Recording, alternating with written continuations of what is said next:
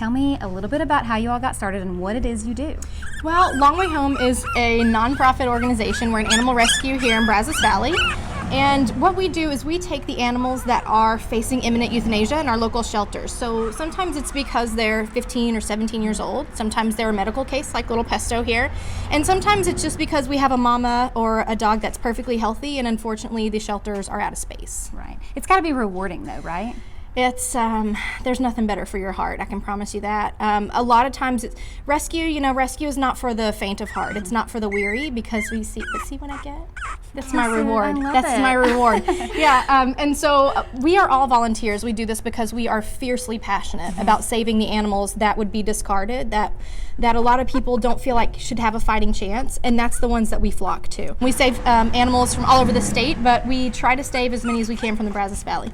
So, I mean, medical attention, how do you all get funding for that? We are publicly funded. So while many local shelters are paid, or the municipal shelters run on tax dollars, we run entirely on public donations. So thanks to the kindness and generosity of the public, our nonprofit is able to function. Now, I know you guys have some ways of doing fundraising. We do. Talk about your calendar. I'm interested in your calendar. We have to be clever. We have to be clever. So a lot of times, of course, we just accept outright donations, or they can donate directly to Tabor Road Veterinary Hospital, which is our clinic.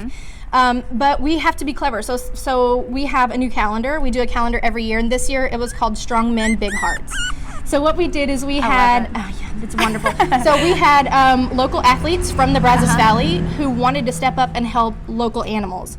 So these are guys like Bubba Bush, the MMA fighter, Matt Mursky. We had a lot of really wonderful athletes who have gone pro. Seth McKinney, who's a Miami Dolphin, stepped up to pose with our little fuzzy animals, and 100% of those proceeds goes to helping cases like Pesto and Manicotti here. I love it. So, you know, I do photography on the side just in case, you know, at some point next year. Yeah, we all, listen, we are entirely volunteer run. We would love your help. Yeah, I'm sure my husband wouldn't mind. Yeah, right, no, you're helping fluffy animals. Exactly, You can't say no. exactly. You can't say no. Yes.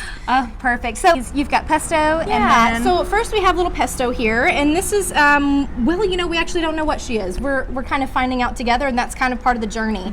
So when you see pictures of girls like Pesto or Kara or Chihuahua, sometimes their initial intake photo can be graphic.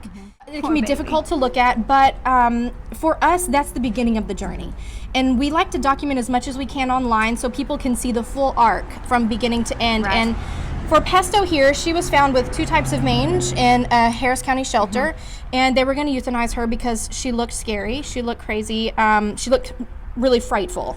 And so for us, of course, we think that just makes her more of a perfect fit for us. Exactly. And then we're calling these guys the pasta family. I love it. And he's having pasta. He's having lunch right now. He is. He's trying to. Yeah. So we have our pasta family, which is Mama Sicily. And her 7 pasta named babies. You have Manicotti.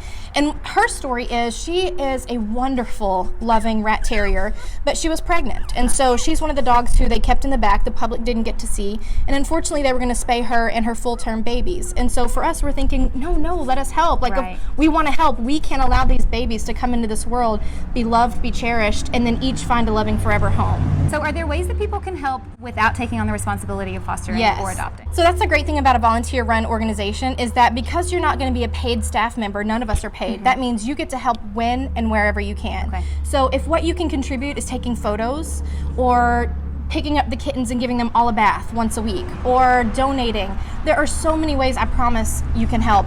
Even if it means dropping off your used towels or used blankets, that is a way that you're making what we do a little easier. So how can we contact you? Where can we find you on social media? So we're kind of all over social media. we are all over. So you can check out all of our stuff on our website, which is mylongwayhome.org. Just click the Adoptables tab. But we're also on Facebook, Instagram, and now we're on Snapchat. So you'll be on Snapchat.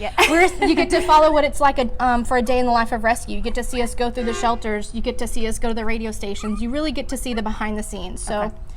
Yeah, check out our website. We've got links to all of that. Perfect. Well, thank you so much for everything you all do. And thank you for choosing to rescue and not shop. Of course. Thank you.